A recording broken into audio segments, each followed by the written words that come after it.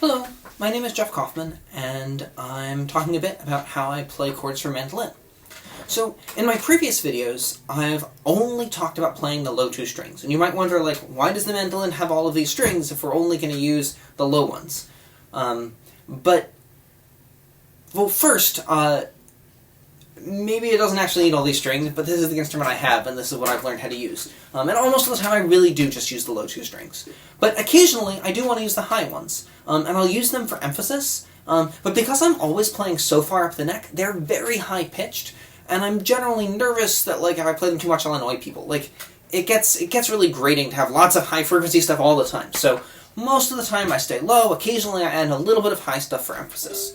So, for example, if I'm playing D, I might play mostly this, but I might occasionally add the two highest notes. So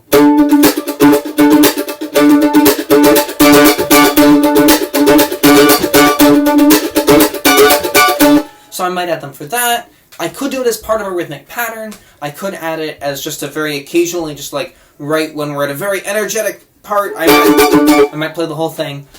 Again, most of the time I don't, but it's nice to have it as an option.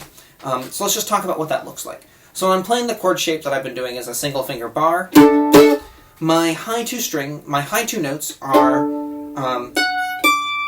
so that's if I'm on the 7th fret, I've got one of them is on the second highest string on the 9th fret, and the last one's on the 10th fret.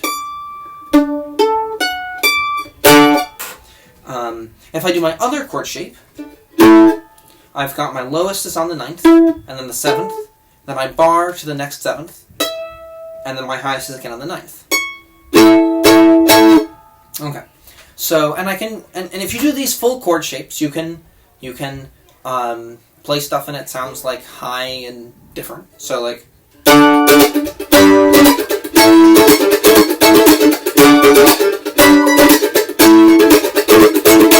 so I don't really like that sound very much, and I don't really do that very often, but again, for emphasis. The other thing, though, is that I said before that you didn't have to worry about the difference between major chords and minor chords. And when you only play the low two strings and you just play the 1st and the 5th, yes, that's true. But now that we're adding the two high strings, one of the notes we're playing is the 3rd, and that changes whether you're playing a major chord or a minor chord. So we have to do something a little awkward here. So if I'm playing a major chord, but if instead it's a minor chord, this note has to go down by a half step, which I can either do by sliding it down, or if it's less comfortable to do it that way, you can completely change the fingering and have your first finger on the middle two strings, your second finger on the highest string, and your third finger on the lowest string. And then the same thing applies to playing the with the straight bar formation. I again have a 3rd, and it's the second highest string, and if I'm playing a minor chord, I need to drop it down a half step. And you can hear that one of these sounds major and one of these sounds minor. The difference between those two sounds, the sort of happier and the sadder, is major versus minor. And we have the same thing in the other form. Okay? Whereas you don't have that distinction at all when you're just playing the 1 and the 5. That could be major, or that could be minor, and whoever else in the band is indicating whether it's major or minor, and we just don't worry about that over here on the mandolin.